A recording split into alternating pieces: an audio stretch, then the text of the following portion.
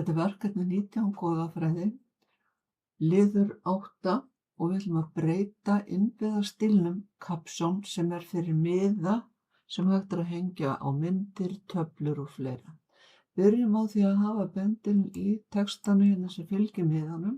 Hér Hávamál fyrir mynd 1 undir fyrirsögninni 1.2. Skoðum hvernig það lítur út sjálfgefið bilið á undan og eftir. Veljum layout flipan og þau sjáum hér er 0 á undan og 10 á eftir. Bilið á að breytast í 6 punktar á undan og eftir. Við ætlum ekki að breyta því hér, því þá breytum við bara í þessum eina miða.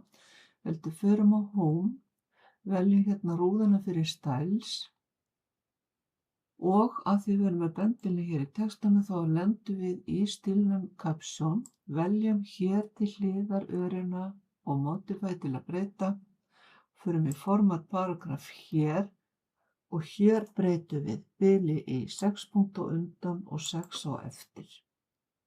Ok, og líka hér. Og þá sjáum við, nú hefur það breyst hérna í 6 og 6 og líka á þessum töflumiða hér. Svo getum við bara miðjað þennan eina miða hérna.